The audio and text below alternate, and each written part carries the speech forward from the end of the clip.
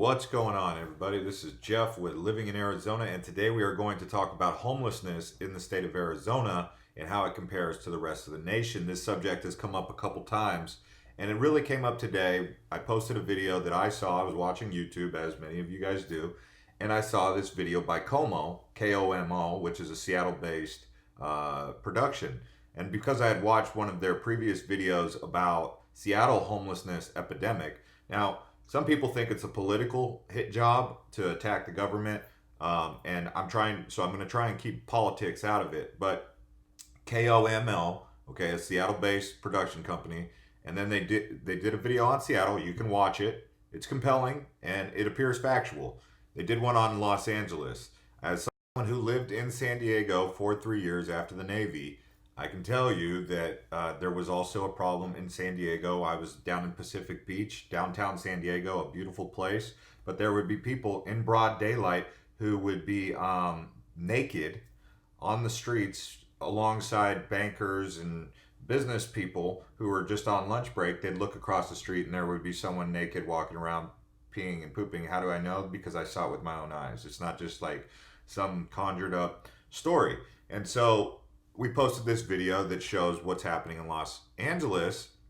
And I said, this is why people are leaving Los Angeles, because as I talked to many of my neighbors who now moved here, they more than once we've heard the term escaping Los Angeles, escaping California. Now, I told you I was going to keep politics out of it. So this is going to be a deep dive into Arizona's homeless problem.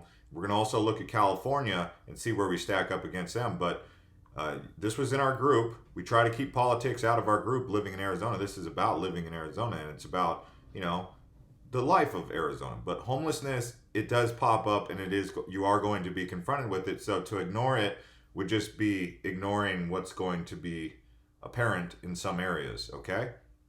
So, like I said, I'm going to do my best to stay non-biased and not political about that, because this is not intended to be a political statement.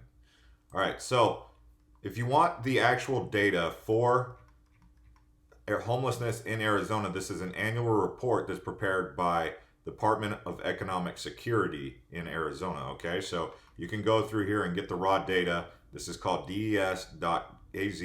So someone who's really serious about getting the data, you can go through this big pamphlet of annual documentation. All right, so where does Arizona rank based on per 100,000 population?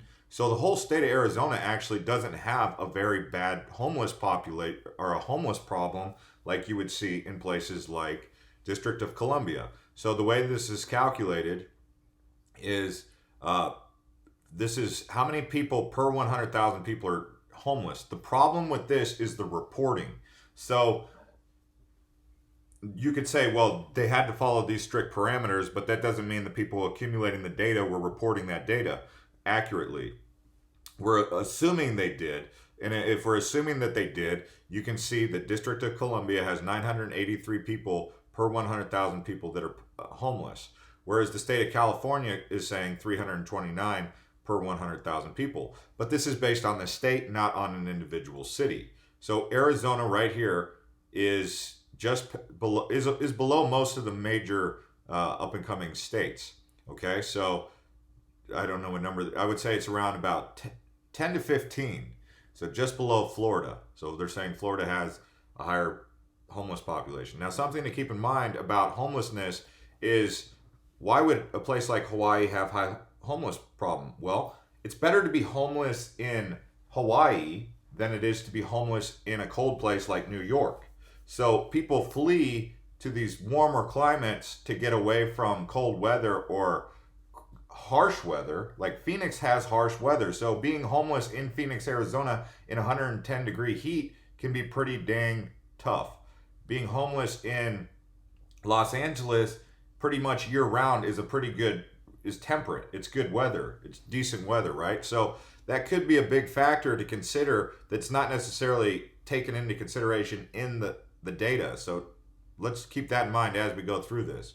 But you can see right here, West Coast states have highest rates of homelessness. This is coming off of U.S. News.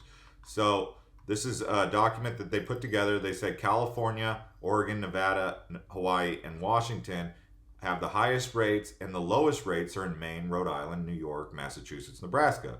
So maybe New York City has high homeless population, but maybe some of the outer areas of New York City with a lot of people live a good life and don't have to deal with the homelessness. So that's maybe where some of that comes from. But then again, California also has some pretty nice areas where really wealthy people live, right? So, City of Phoenix to begin enforcing homeless encampment ordinance downtown. So this was written by ABC 15, and this came out in, January 4th, 2018. So downtown Phoenix, or the Phoenix City Ordinance, is saying basically if you're thinking of sleeping on the streets in Phoenix, don't do it. Think again, because they don't want to encourage homelessness in the downtown area where people are trying to be serious and work and do business, and that because that discourages that kind of climate. So whenever you have people who are serious working business class also alongside people who are shooting up heroin, doing methamphetamines, then there are some people, and I say this because there are some people who literally fell on hard times. Could you imagine if that happened to you or I, right? Where you fall on hard times, you literally become homeless. You're sober, you're not on drugs, you're trying to do an honest day's work, but you can't find any work. And so there are people out there who say that anyone who really wants to find a job in Arizona can find a job. Most of these people are either homeless because of mental disabilities or because of drug addiction. But nonetheless, do business people want to be having to deal with that while they're trying to keep a straight frame of mind at work, right? If they're having to, like we saw in San Diego, and it can happen in any big city, but San Diego, you would walk down the road and there would be poop right there. Syringes. On almost every corner in San Diego. And I'm not saying that as an embellishment of the truth. Literally, just go to San Diego, a very nice city, but there is a homeless population in places even like Pacific Beach. And this is not just San Diego. That's just because I live there. Los Angeles is even worse. It's got a place like Venice Beach. People used to go far and wide to go to Venice Beach. Now it's becoming kind of like the secondary Skid Row in Los Angeles. And so sticking to Arizona's mandates, learning from what happened in California to avoid these kind of problems happening in downtown Phoenix, say. So here's another look from Business Insider at some of the other states around the nation that have it. Arizona didn't rank on this, that have the big problem. Nevada did. Okay. Legal Tucson immigrants could be homeless under HUD proposal. So now you have to look at how under legislation can cause the homeless epidemic, and then over legislation can cause a homeless epidemic. So sometimes people are living in their homes, they lose their job, they go 6 months without paying their rent, or whatever the case may be. Bad things can happen. But here in Tucson, we had this story come up June 18th, 2019. So here recently, written by Beth Dalby and Patch staff. Okay, so this is on patch.com. About 115 poor, legally immigrated Tucson residents, many of them children, could be evicted from public housing if at least one member of the household is an undocumented immigrant under a new rule proposed by the U.S. Department of Housing and Urban Development. So you can see how some of these things can cause homelessness problem to get worse, even in a time when we don't need it to get worse. And that's just taking a non-biased approach to something that they're trying to do and just saying, hey, it's happening. So then you have what has happened to Tucson. So Tucson's a nice place, but you wouldn't want to live there. So why? I mean, many people, they want to move to Tucson. They call it Tucson, but it's Oro Valley or Catalina Foothills. But actual downtown Tucson, or the central area of the city of Tucson, near even University of Arizona, Tucson's gotten a really bad rap, and what's going on there. And some of it has to do with the homeless problem. Apparently, city ranking is a thing, and it's in full swing. No fewer than a dozen such lists grading cities by livability have published this summer, each more far-reaching and impractical than the last. So this is on Phoenix New Times. They're an interesting website. You should check them out if you're looking for a little bit of an alternative media solution to some of the mainstream stuff. Most recent of these 50 worst American cities to live in includes one Arizona city, Tucson, which appears near the middle of the list of 28. Okay, I call them alternative media because they don't have a news channel, like ABC 15 and whatnot. Okay, so new program for Tucson homeless gives housing first. So Tucson's now making an effort to get people off the streets with the new program granting the homeless in Pima County a place to stay with professional support begins this month.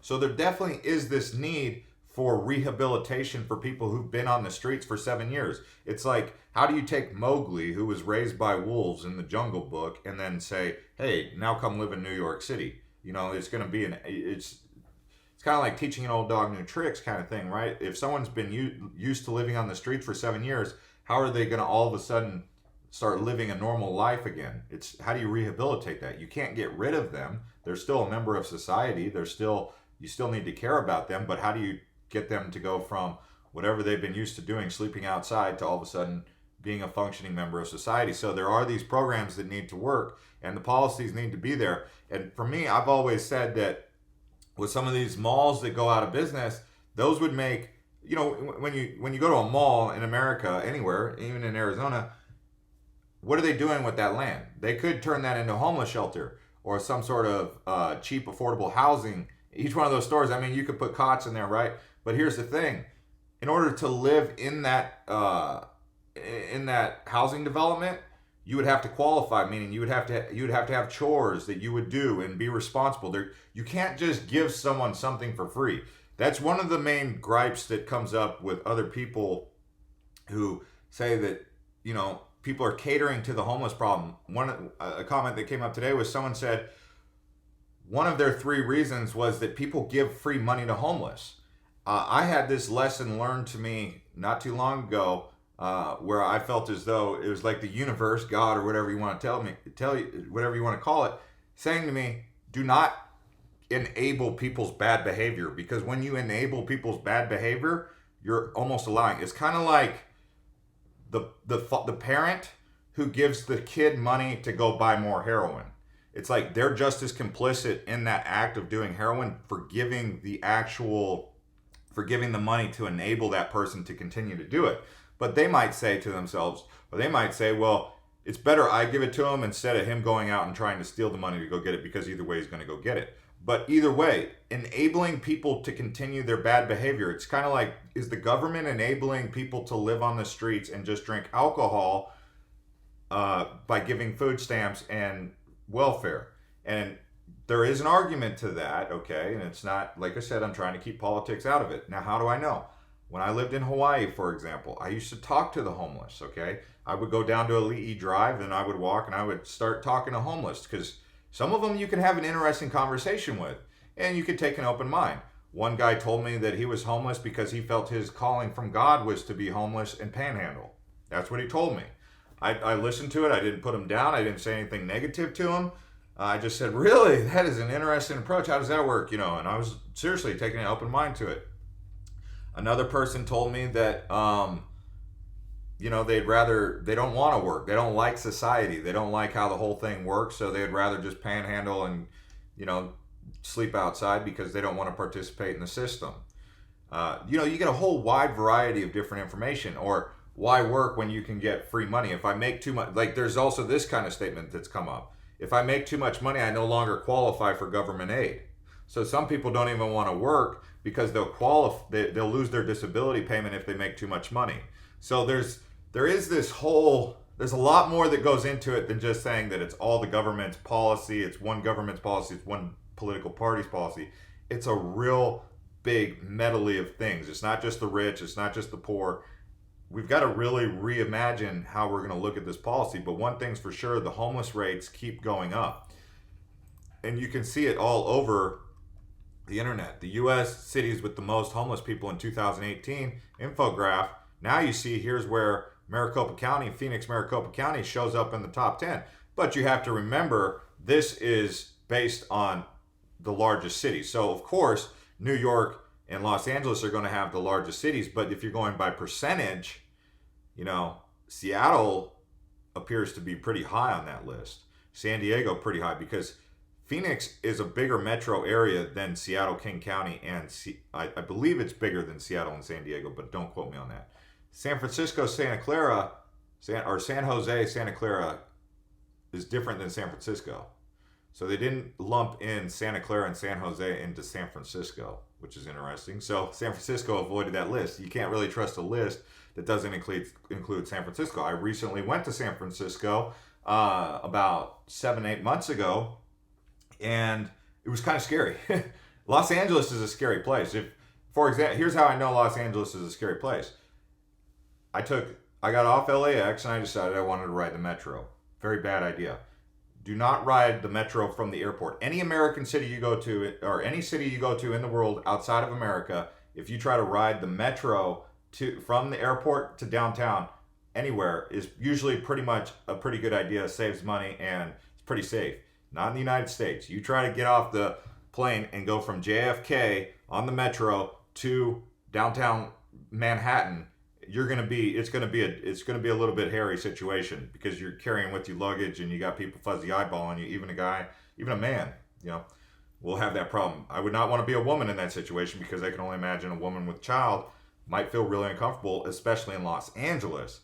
Because when you go from LAX to downtown Los Angeles, or wherever you're trying to go, Long Beach, you have to go through areas like Compton, and it's just not safe. And I'm serious. I'm not going to say anything else on that. I mean, I wouldn't recommend it to anyone. I definitely wouldn't recommend it to my family, and I wouldn't do it again personally. And that, I don't know if that has to do with homelessness, but it could. But desperation. So where does economics fit into the whole piece of the puzzle? We don't know, but it's a big subject. Here in Arizona, the homeless rates in certain areas, in the central areas, are really bad. And it kind of does pour out into the suburbs, but not so much in the suburbs. Gilbert doesn't really have a homeless population. Southeast Valley is pretty immune to it. But it is here. There, you will see people on the corners asking for money. And, it's up to you. You can give them money because you want to help them. And I don't think your heart's in the wrong place for wanting to do that. But you have to think about it. If everyone's giving money to homeless people, are they enabling or are they helping? And the question of how do you really help people rehabilitate to become functioning members of society, which is what everyone really wants, is the real question. So this is on Forbes.com if you want to read this list by Niall McCarthy. Anyways, guys, I'm sorry to have to make this video. I know you guys don't really like these subjects, but it has been coming up, and we did decide to speak on it. So thanks to everyone who's been watching these videos, and we will see you next time.